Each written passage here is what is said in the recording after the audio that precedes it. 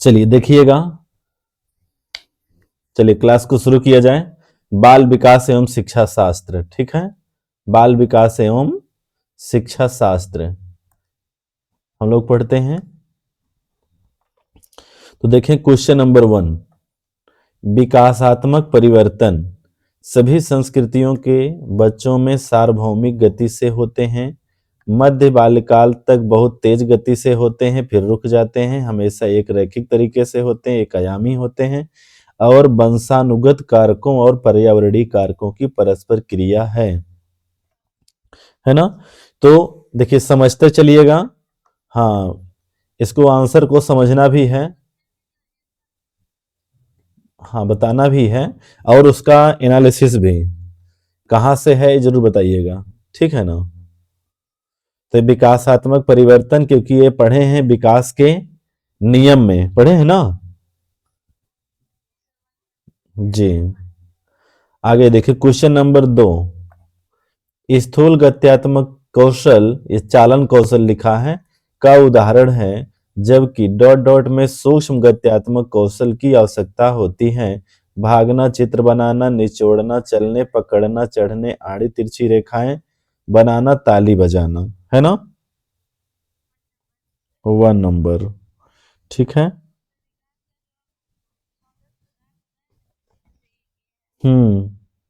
जो पढ़े हैं विकास के बारे में,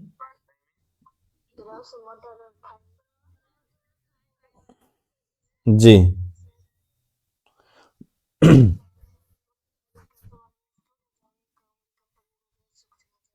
बिल्कुल।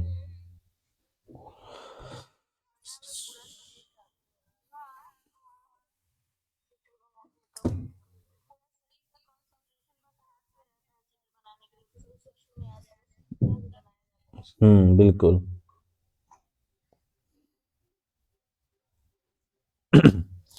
तो प्रश्न को आप समझिएगा और सही आंसर दीजिएगा। सब तो आसान है, बहुत बार पढ़े हैं, इसे थोड़ी पहली बार पढ़ रहे हैं, है कि नहीं। आगे देखेंगे, इनमें से कौन सी बच्ची मध्यकाल में होगी, मतलब मध्य बाल्यावस्था में होगी। एक बच्ची जिसने अभी सामाजिक संदर्भों में नकल सीखना शुरू किया है, एक बच्चे जो अमूर्त विचारों को आसानी से पालन कर सकती है, एक बच्ची जो सकारात्मक खेलों में शामिल नहीं हो सकती है, और डी ऊपर है, एक बच्ची जो तार्किक रूप से तर्क कर सकती है, संरक्षण कर पाती है। हम्म बिल्कुल, एक बच्ची जो तार्किक रूप से तर्क कर सकती है और संरक्षण, जी बिल्कुल। सभी का सही है।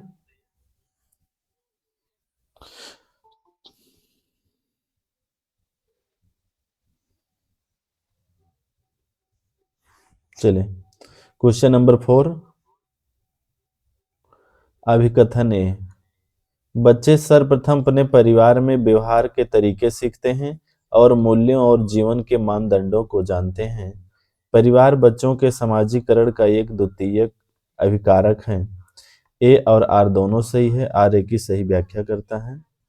हम्म या आर दोनों सही, आर ए की सही व्याख्या नहीं है, ए सही लेकिन आर गलत, दोनों गलत, है ना जी। तनु का मैसेज आ रहा है, ज्वाइन नहीं हो रहा, तो इधर आ ही नहीं रहा है इनका ज्वाइन करने के लिए।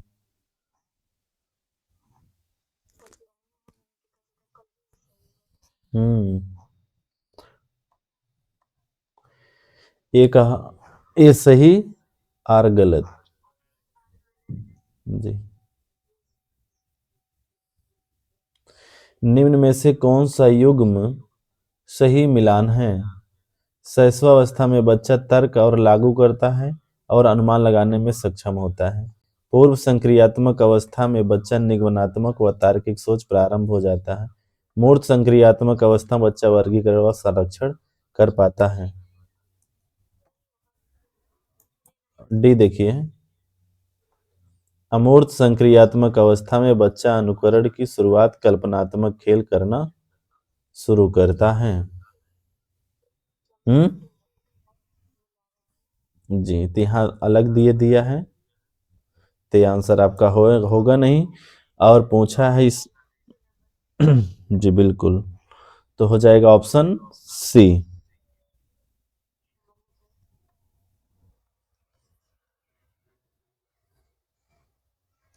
चलिए आगे देखें।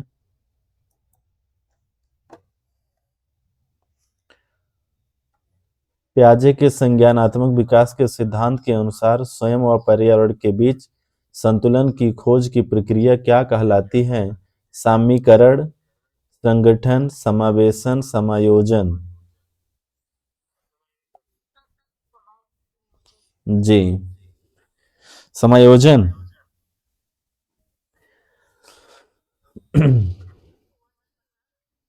हम्म।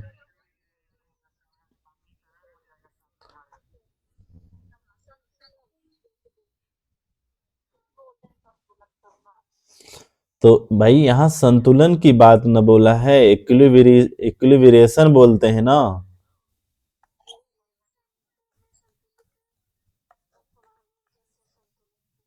जी।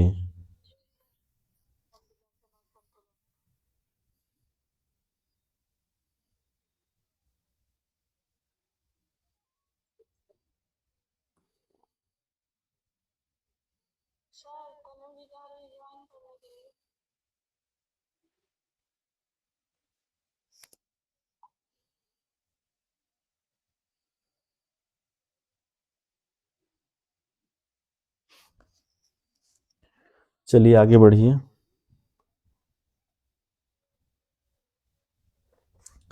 निम्नलिखित में से कौन सा कथन लेव वाइगोस्की के बच्चे के बारे में विचार को सही प्रकार से दर्शाता है? वाइगोस्की ने सुझाव दिया कि बच्चे में बहुत सी क्षमताएं होती हैं, जिनमें वे कार्य शामिल जिन्हें सहायता के साथ कर सकते हैं क्या?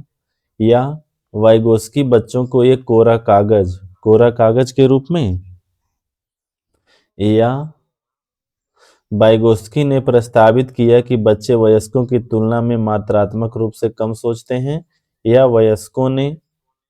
वाइगोस्की ने बच्चों की क्षमताओं को बहुत कम आंका है ना? जी, सहायता की बात कौन करते हैं, है ना? सहायता की बात वाइगोस्की करते हैं।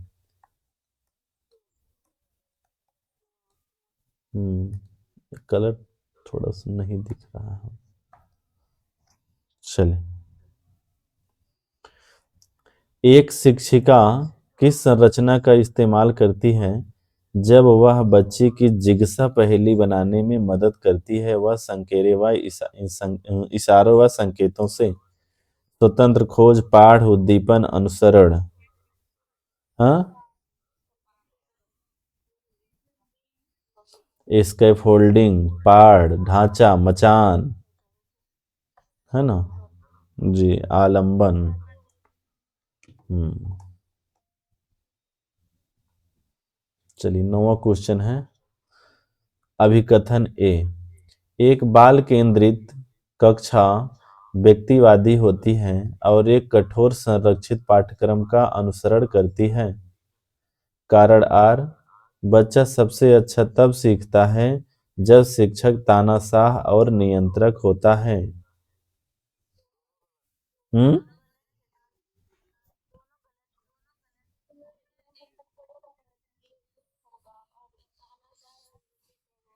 हाँ भाई, कठोर संरक्षित। तो कठोर संरक्षित मतलब कठोर नियम बनाना, अनुसरण करना, ये सब क्या है, नेगेटिव है।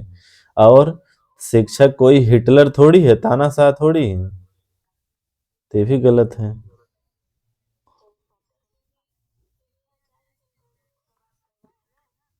जी। आगे। निम्नलिखित में से क्या एक प्रगतिशील कक्षा की विशेषता है? शिक्षिका पूरी तरह से कक्षा को नियंत्रित करती है, बच्चों की भागीदारी न्यूनतक है, गतिविधियां कार्य करते समय बच्चों का मूल्यांकन किया जाता है, समय सारणी और बैठने की व्यवस्था तय है। बिल्कुल, कि गतिविधियां कार्य करते समय बच्चों का मूल्यांकन किया जाता है। बहुत अच्छा, ऑप्शन सी राइट आंसर है ना। जी, अलग से नहीं करना हमको है। प्रश्न ध्यान से देखिएगा। अमित तर्क देता है कि हम कानूनों को बदल सकते हैं यदि वे समाज की जरूरतों को पूरा नहीं करते, लेकिन यह आपसी सहमति और लोकतांत्रिक प्रक्रिया के माध्यम से किया जाना चाहिए। लॉरेंस गोहलबर्ग के अनुसार अमृत नैतिक तरक्की किस अवस्था में आता है? सामाजिक व्यवस्था अभिविन्यास, सामाजिक अनुबंध अभिविन्यास, सार्वभौमिक नैतिक सिद्धांत, अच्छा लड़का अच्छी लड़की अभिविन्यास। हम्म।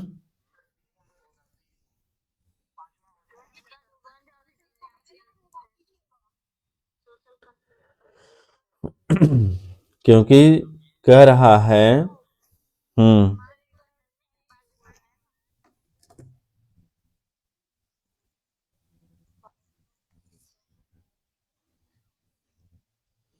क्योंकि आपने ही पढ़ा है इसको अच्छे से, है कि नहीं?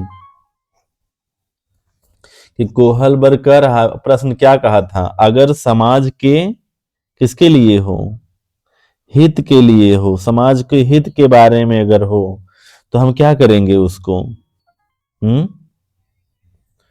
तो सामाजिक, वो सामाजिक कॉन्ट्रैक्ट ओरिएंटेशन है ना भाई, समाज के हित के लिए है ना। जी।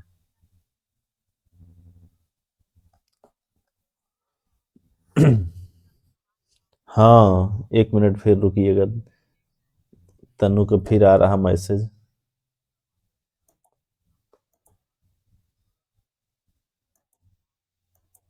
अतिरिक्त हो नहीं रहा है, कहाँ?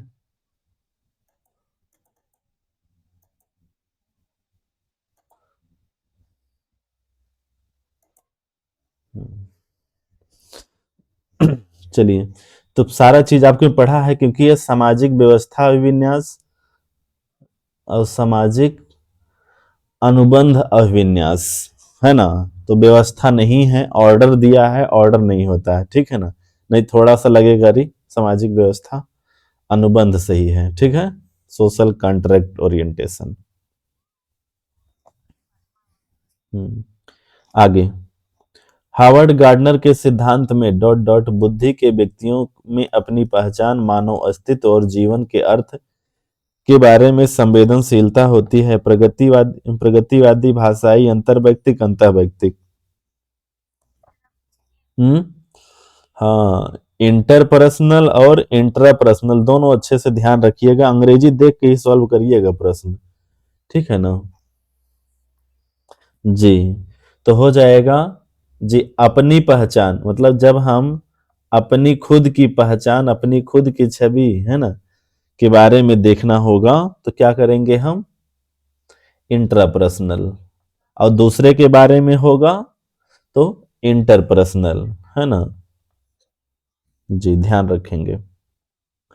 गिफ्ट के तौर पर कार मिलने पर एक 5 साल की बच्ची बोली, यह मेरे लिए नहीं है। लड़कियां कारों से नहीं खेलती। यह वाक्य क्या दर्शाता है? जेंडर भूमिका में लचीलापन, जेंडर प्रासंगिकता, जेंडर रूढ़िवादिता, जेंडर स्थिरता। तो इस जी, तो जेंडर रूढ़िवादिता को दर्शाता है ना। बिल्कुल।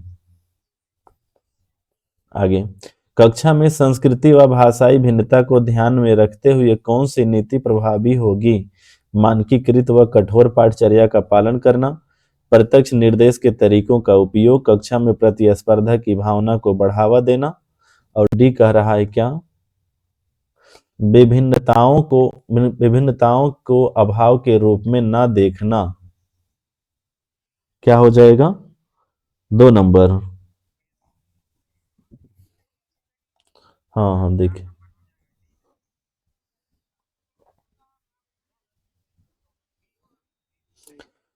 प्रत्यक्ष निर्देश के तरीकों का तो पूछा है कि कक्षा में संस्कृति। देखिए, चलिए ठीक, देखिए, मानकीकृत व कठोर दोनों निगेटिव होता है। प्रत्यक्ष निर्देश के तरीकों का उपयोग हमको बहुत सारा यहाँ तरीका से ज्यादा अच्छा हमारे पास ऑप्शन है। प्रतिस्पर्धा की भावना बिल्कुल निगेटिव होती है। ठीक है।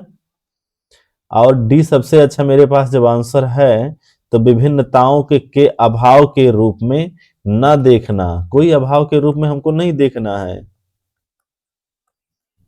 हाँ, ना देखना। जी। हम्म। आगे देखें, राष्ट्रीय शिक्षा नीति 2020 प्रस्तावित करती है कि मूल्यांकन शैक्षणिक वर्ष में एक बार ली जाने वाली औपचारिक परीक्षाओं के माध्यम से किया जाना चाहिए। एक निश्चित अवधि में बच्चों की प्रगति का पता लगाने के लिए महत्वपूर्ण है और सभी शैक्षिक गतिविधियों का केंद्र होना चाहिए। योग्यता में क्रम में बच्चों को रैंक देने के लिए महत्वपूर्ण है। क्या होता है? हम्म। 3 नंबर, सभी शैक्षिक गतिविधियों का केंद्र होना चाहिए, राष्ट्रीय शिक्षा नीति एक प्रस्तावित करती है। तब एक निश्चित अवधि में बच्चों की प्रगति का पता लगाने के लिए महत्वपूर्ण है। ऑप्शन बी राइट आंसर होगा। ठीक है। जी बिल्कुल, बी राइट आंसर है। हम्म। आगे, समावेशी शिक्षा के लिए क्या आवश्यक है ना? कौन सी शिक्षा पूछा है? समावेशी। तो आप इसके बारे में अच्छे से पढ़े हुए हैं, है ना? हम्म। तो लिखा है क्या, विद्यार्थियों में क्षमता आधारित कठोर समूह, निगेटिव हो गया। व्यक्तिगत मतभेदों का ध्यान और सम्मान, क्या व्यक्तिगत मतभेद का ध्यान रखेंगे? और क्या, विशेष विद्यार्थियों के लिए केवल व्यवसायिक नहीं, वो विद्यार्थी जिन्हें दिव्यांगता है उन्हें रूढ़िवाद बनाना, तो रूढ़िवाद बनाना भी निगेटिव हो गया। ये भी निगेटिव, ये भी निगेटिव, ये भी निगेटिव। बस मेरे पास एक आंसर सही है, ऑप्शन बी, है ना? व्यक्तिगत मतभेदों को ध्यान और सम्मान, मतलब किसी के साथ कोई भेदभाव हमको नहीं करना है, सभी को एक समान देखना है। ठीक, बिल्कुल। निम्नलिखित में से कौन सा व्यवहार पठन वैकल्प की पहचान है ना?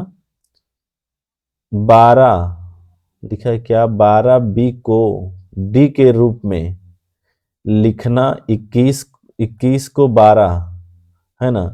कम ध्यान अवधि और अत्यधिक शारीरिक गतिविधि। आगे और देखिएगा, बार बार स्वभाव बदलना, अपमानजनक व्यवहार, ऐसे पता होगा इसके बारे में। हम्म। क्योंकि इस तरीके की जो पठन है, डिसलेक्सिया, है ना, मतलब कि कह रहा है, हाँ, कि बी को डी, है ना, मान लीजिए बी ऐसे लिखा था, बी ऐसे वाला, ए वाला, और डी ऐसे वाला, छोटा वाला, तो बच्चे को समस्या होती है। अब 21 को 12 थोड़ा सा उसको दिखता है और गलतियां कर देता है बच्चा पढ़ने में, है ना? हम्म। तो ऑप्शन ए राइट आंसर हो जाएगा, बिल्कुल।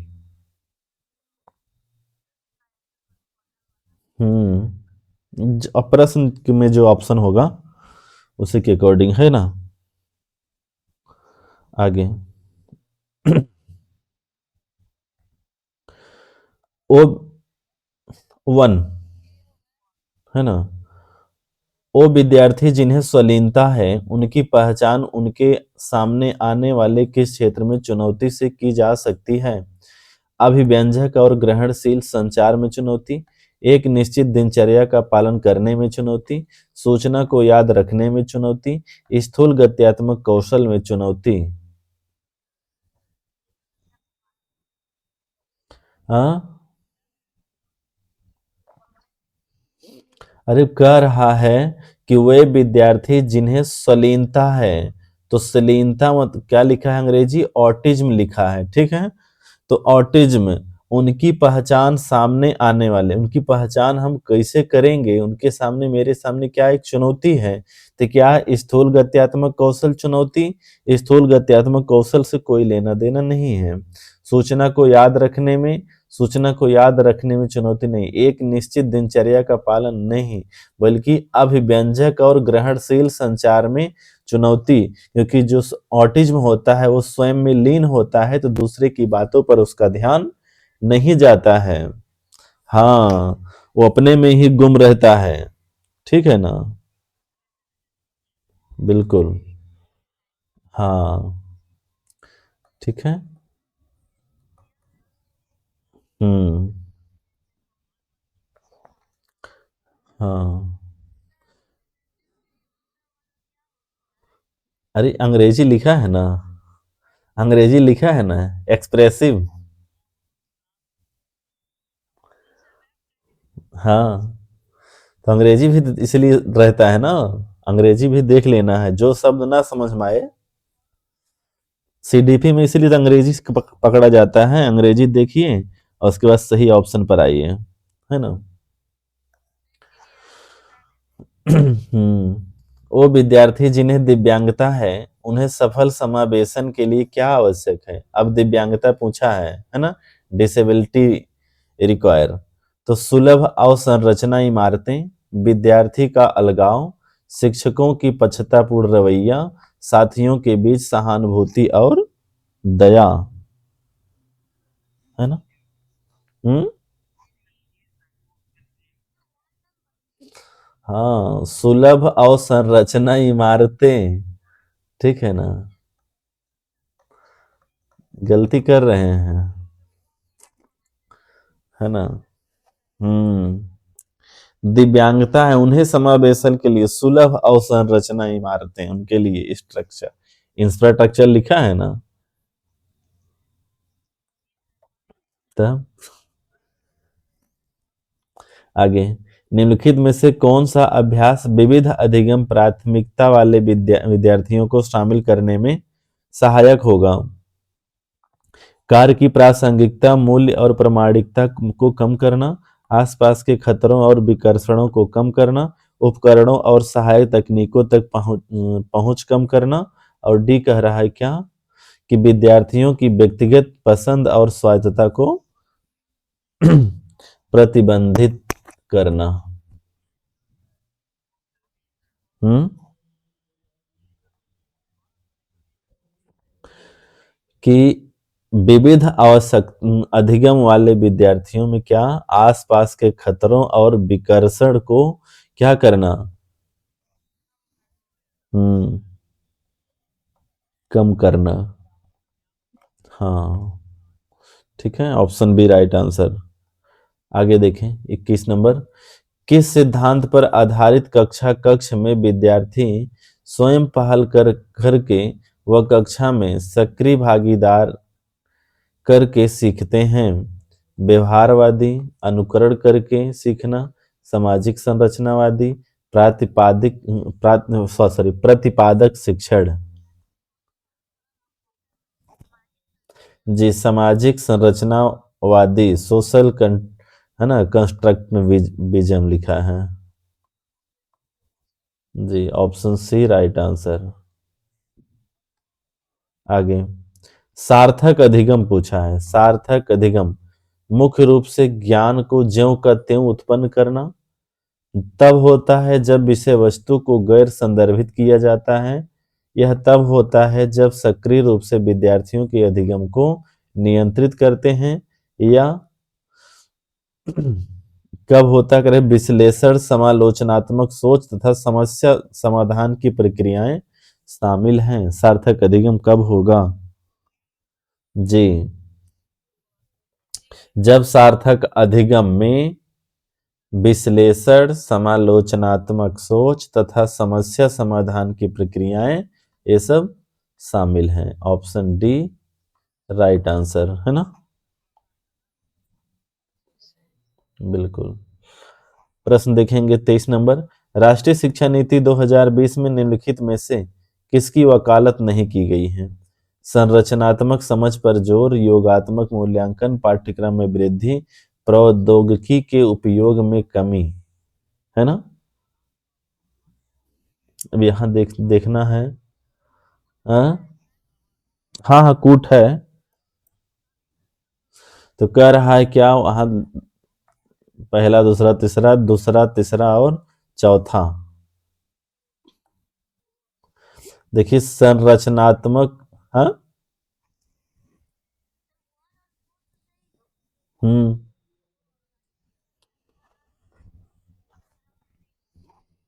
कौन सा?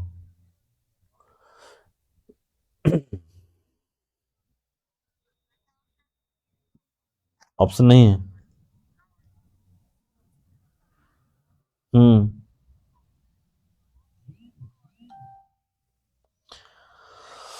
तो पूछा है, सुनिए देखिए, पूछा है क्या हमको नहीं करना चाहिए ना। अब प्रश्न नहीं समझ रहे हैं। वकालत नहीं करता, इसको नहीं देख रहे हैं। गोला किए हैं पहले से। तब तो एक एक ही चीज देख रहे हैं। पूरा पूरा चीज तो देख ही नहीं रहे हैं। अरे भाई, संरचनात्मक समझ पर जोर, ये तो दिया है। तो दिया है तो मेरे ऑप्शन में फर्स्ट नहीं होगा, और खोजिए। है ना, योगात्मक मूल्यांकन की बात नहीं करता है। पाठ्यक्रम में वृद्धि, ये नहीं कहता है कि पाठ्यक्रम को खूब बढ़ा दिया जाए। और कह रहा है इसमें कमी, तो ये भी कमी की बात नहीं करता है। तो कहाँ ऐसा आंसर है? दूसरा तीसरा चौथा, डी आंसर। ठीक रहे ना, गलती किए हैं, समझ नहीं पाए हैं इसलिए गलती। हम्म।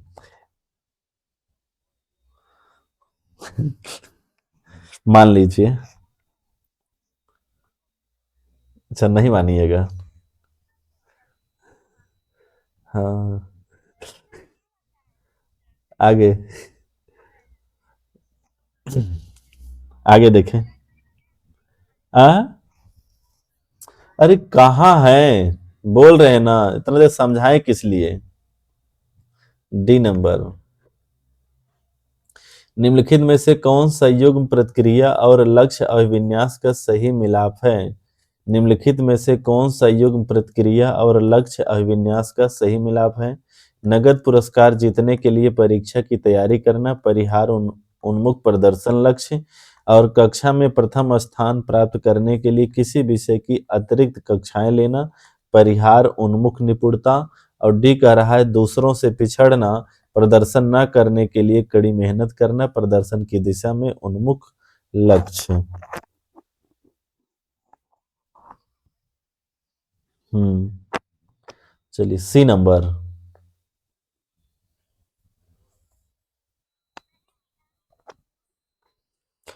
तो पूछा है प्रश्न, प्रतिक्रिया और लक्ष्य अभिविन्यास का सही मिलाप। सुनो।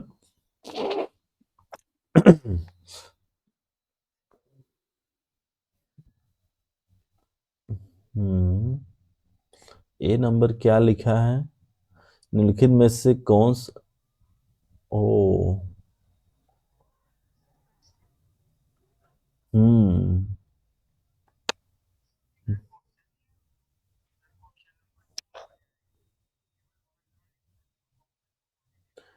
हाँ। चलिए थोड़ा सा प्रश्न मान लीजिए इसको। ए ए ऑप्शन तो इसमें है ही नहीं, है ना। चलिए क्वेश्चन मार्क लगाइए इसको। हम्म।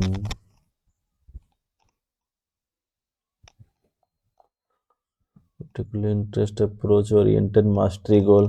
अंग्रेजी के हिसाब से अगर देखा जाए ना, तो doing a work sheet to improve one competence, लिखा है competence in domain of particular interest, approach oriented mastery goal. अरे तो भाई कहाँ निगेटिव होगा ये?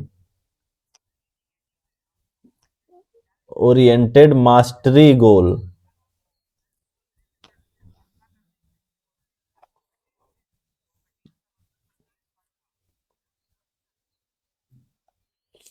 अरे तो प्रतिस्पर्धा निगेटिव में थोड़ी दिया है वो। बोलिए।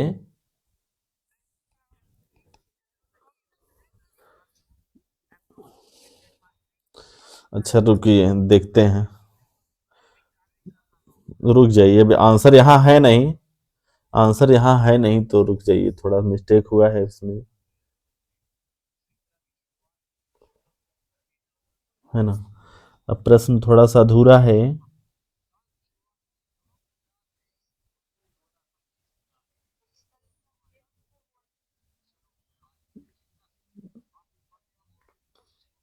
पूरा क्वेश्चन रहे तब पता चल जाए क्या है।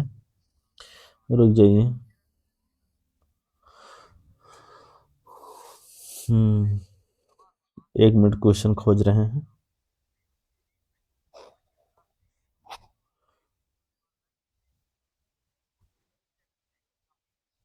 दूसरा ना, जी पहला होगा, ठीक है ना। तो वही तो हम बोल रहे हैं, ये लिखा है ना कि अप्रोच, यहाँ से आंसर है ओरिएंटेड मास्टरी गोल, वही तो हम बोल रहे हैं। निपुणता उन्मुख लक्ष्य होता है, इसका मतलब ओरिएंटेड मास्टरी। तब हम्म अरे, यहाँ देखिए, यहाँ परिहार है, यहाँ प्रदर्शन की दिशा में, तो इसलिए गलत हो जाएगा, पहला हो जाएगा, ठीक है ना।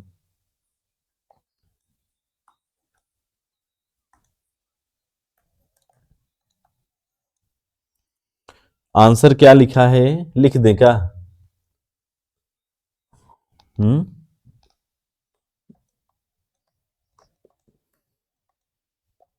विशेष विशेष रुचि के क्षेत्र में, विशेष रुचि के क्षेत्र में,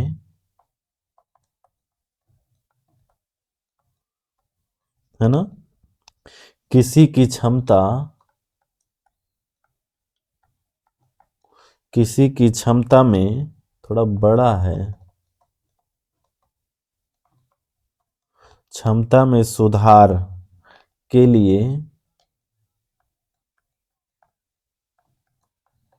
सुधार के लिए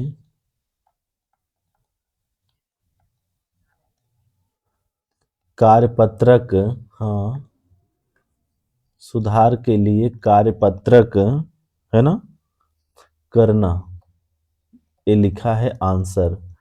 और ये लिखा है आपको दृष्टिकोण, दृष्टिकोण, है ना, उन्मुख, दृष्टिकोण उन्मुख निपुणता अभिविन्यास।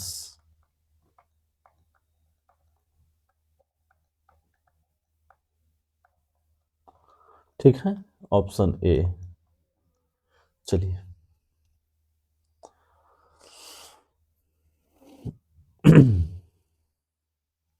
आगे देखिएगा। विद्यार्थियों के अधिगम को सुसाध्य करने के लिए एक शिक्षिका को निम्नलिखित में से किस पर ध्यान देना चाहिए। परीक्षाओं के प्रति भय पैदा करना, रटकर याद करने पर बल देना, निष्क्रिय सुनने को बढ़ावा देना, बच्चों के पूर्व ज्ञान से संबंध से जोड़ना। तो तो बच्चों के पूर्व ज्ञान से जोड़ना, ऑप्शन डी राइट आंसर हो जाएगा, ठीक है। निम्नलिखित में से कौन सा विद्यार्थियों द्वारा निर्मित भ्रांतियों को निपटने के लिए, भ्रांतियों से निपटने के लिए एक रचनावादी दृष्टिकोण है। कैसा पूछा है, रचनावादी दृष्टिकोण है। तो रटने और याद करने के लिए बहुत सारी विषय वस्तु देना, ऐसी परिस्थितियां बनाना जहां गलत धारणाएं व्यक्त करना प्रतिबंधित हो, भ्रांतियों के प्रति उत्तर हेतु प्रयोग और अवलोकन के अवसर देना, विद्यार्थियों की पूर्व मान्यताओं और वैकल्पिक अवधारणाओं को अनदेखा करना। तो कह रहा है भ्रांतियों के प्रति उत्तर हेतु अवलोकन के अवसर दें, क्योंकि गलतियां होना तो स्वाभाविक है, कंफ्यूजन होगा तो उसके बारे में आप अवसर दीजिए। जी भाई, रटना याद करना निगेटिव होता है, पता है, गलत हो गया। और गलत धारणाएं व्यक्त करना ये भी निगेटिव हो गया, अनदेखा करना भी निगेटिव हो गया। निम्नलिखित में से क्या विद्यार्थियों के बीच किसी, क्या हुआ, बोलिए।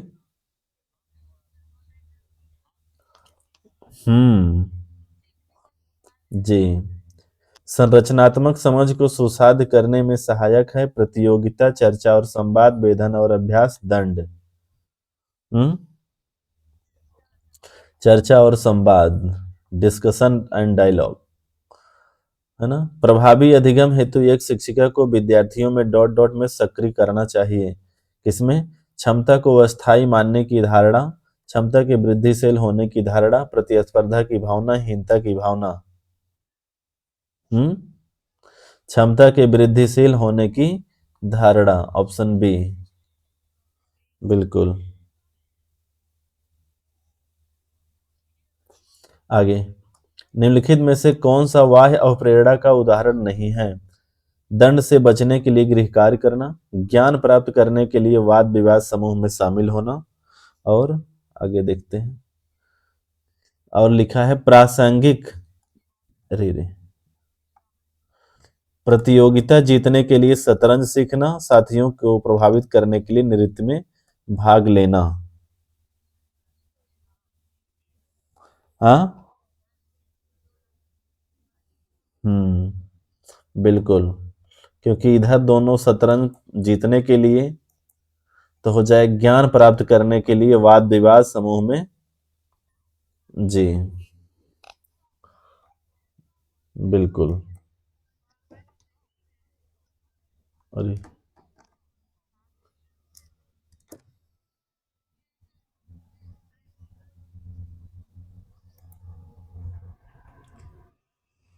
चलिए आगे देखेंगे। डॉट डॉट के इस्तेमाल से विद्यार्थियों की उपलब्धि में होने की संभावना है। प्रासंगिक पाठ्यक्रम की कमी, शिक्षार्थी केंद्रित शिक्षा शास्त्र की कमी, सामाजिक सहयोग वृद्धि, सामाजिक बहिष्कार सुधार। हाँ, सामाजिक सहयोग और वृद्धि, है ना? बिल्कुल, ऑप्शन, बिल्कुल दिखा रहे हैं कितना सही हो पाया है सबका।